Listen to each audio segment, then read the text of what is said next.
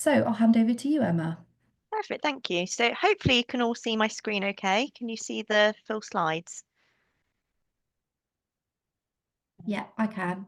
Great, thank you. Just as Sarah said, just an introduction. I'm Emma Redding and I'll be leading your session today. I'm the curriculum manager for Early Years Teaching Assistant and Play Worker Apprenticeships at Best Practice Network.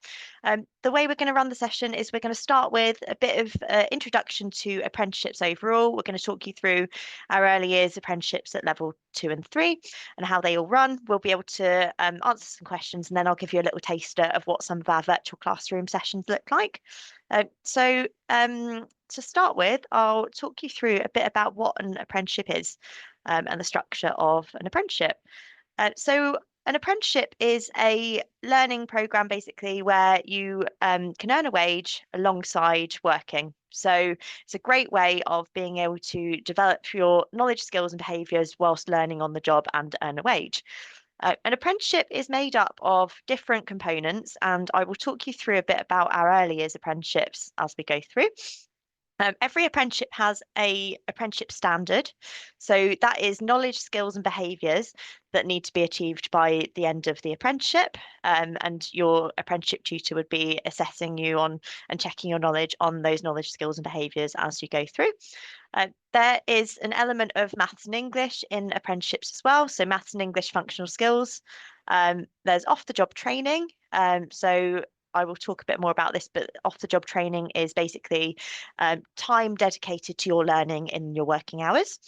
And then at the end of every apprenticeship, there is you will complete a gateway meeting at the very end where you and your apprenticeship tutor and employer would meet and confirm that you are ready for your endpoint assessment. So the endpoint assessment is different for each apprenticeship, but I'll go through a bit about what those endpoint assessment methods are.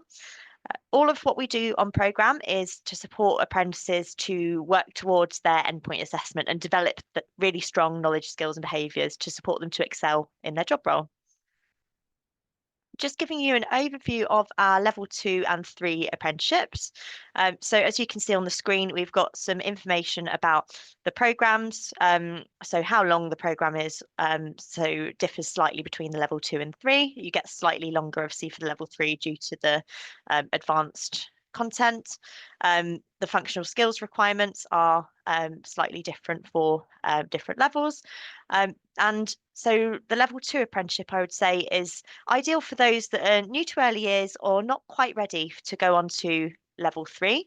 So if you are brand new to a setting, not quite confident enough to go on to the level 3 level of study, not quite ready, then level 2 is an ideal stepping stone to then be able to go on to the level 3 in the future. The level 3 early years educator is ideal for those that have already got some early years experience and want that qualification to support in meeting the level 3 ratios in an early years setting. All of our apprenticeships are made up of modules, so we basically work through different modules, and for level 2 and 3, we individualise the modules and you can choose with your employer what order you do our modules in as well. And you can see there's 9 for level 2 and 11 for level 3. And then when you get to the end of your apprenticeship, there is an endpoint assessment. So this consists of, for level 2, a multiple choice question test and a professional discussion. Whereas for level 3, it's now a observation and questioning session and a professional discussion underpinned by a portfolio of evidence. So these are something for endpoint assessment. As I've mentioned, your apprenticeship tutor would support you all the way through the programme. You're given lots and lots of support to make sure that you can achieve to the best of your ability at endpoint assessment.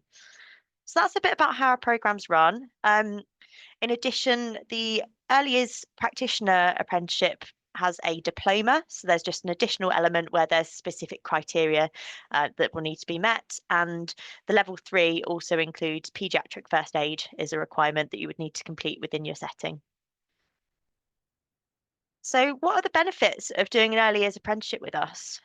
So first of all, it supports you to excel in your role, to be able to really develop within the early years practitioner, early years educator role. It allows apprentices to be able to apply all the theory that they're learning with us on programme into practice in their workplace. So working alongside doing a qualification is an ideal way of learning and putting theory into practice. So that's what apprenticeships are great for. It provides a fully recognised qualification in line with the EYFS. As I've mentioned, the level 3 counts as level 3 meeting EYFS ratio requirements.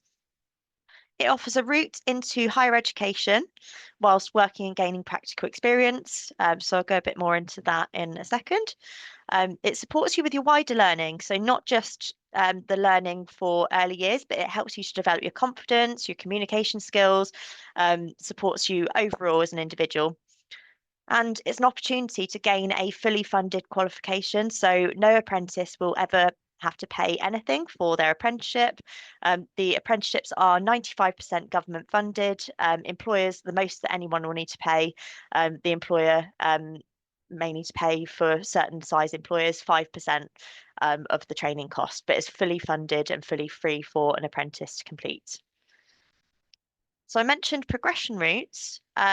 So this is a suggested progression route that you can take within the apprenticeships that we offer. It's not the only route that you can take with your career, but if you wanted further study, this is a suggested route.